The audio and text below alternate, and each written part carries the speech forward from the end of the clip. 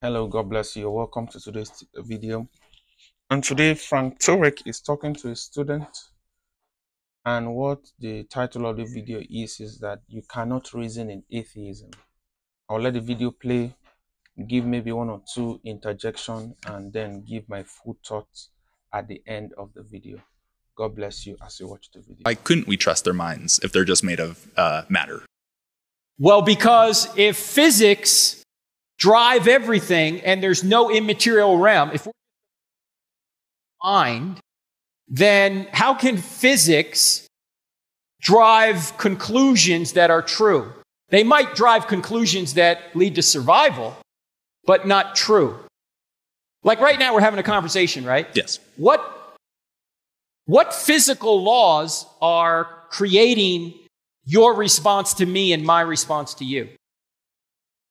I guess all of the atoms and particles and all the laws of nature just wrapped up together in a ultra complex way. Well, yeah, but how do they come up with these unique questions? We're having a conversation here. Are we saying that different chemicals come into existence when I say pink elephant, and different chemicals come up in your mind when you say white rhinoceros? Yeah. And that would be more of a miracle than saying we just have minds. Would it? Yeah. Because it's like I guess think of like a computer. Like we have like the screen of our eyes basically, but like you can't just like break open a computer and see, oh look, there's the pink elephant that's stored in there. That's right. You can go onto the computer, type pink elephant, and there's the pink elephant. Right, but this computer's designed. And that's why we can trust it. If a computer was not designed, would you trust it? I mean, I guess I'm having a hard time thinking of what that would even look like. That's right. That's my point. That's Lewis's point. Yeah. Why we can trust our minds. We know that. Mm-hmm. That's the effect. The question is what caused that?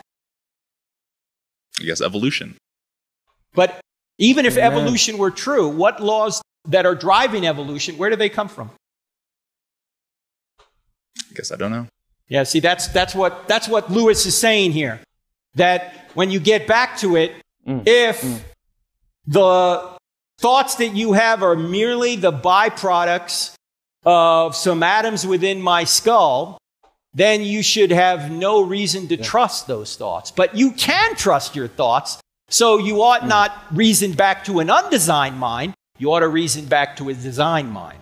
In fact, here's what John Lennox asked some scientist friends of his who are atheists. He says, how do you do science? And they say, oh, I got this machine. And he goes, no, I'm not talking about a machine in your office or your lab. How do you do science up here? And they say, you mean with mind? They start to say mind, and they catch themselves and say brain. And they say brain, and he says, yeah, with your brain. What's the history of your brain? How did your brain get here? And they say, oh, my brain is the product of random forces that didn't have its end in mind. And then Lennox says, and you trust it?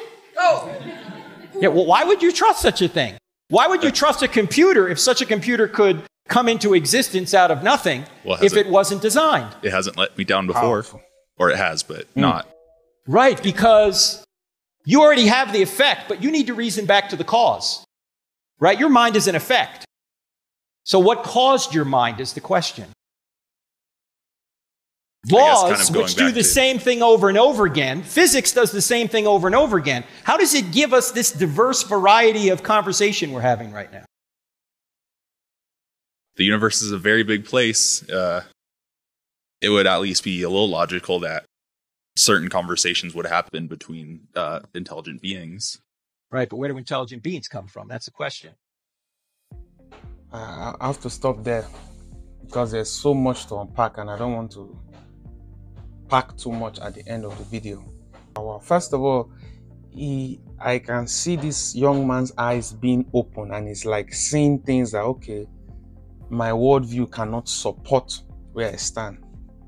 One of the things that atheists and agnostics usually like to do is that they like to borrow from the Christian worldview in order to support their own stand.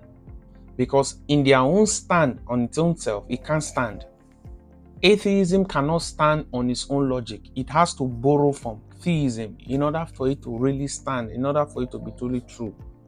You see, this person is saying that his mind is brilliant, his mind is this.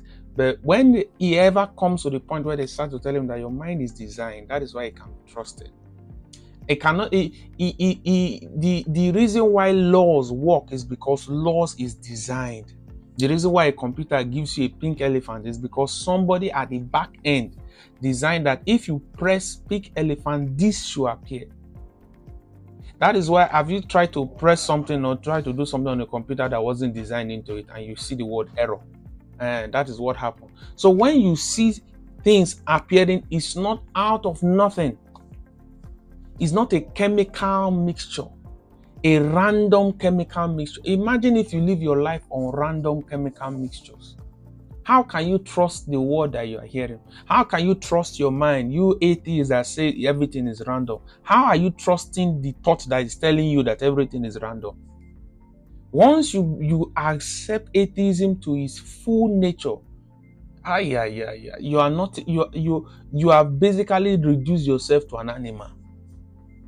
You have basically reduced you think you are more smarter than the person that is looking into the sky and saying, these are the gods. You think you are more smarter, but once you remove their mind, you remove God, you are not more intelligent. They are on the same level.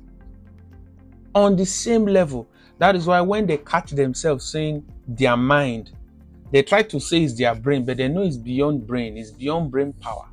It's beyond just logic. Things like love, for example, are beyond logic.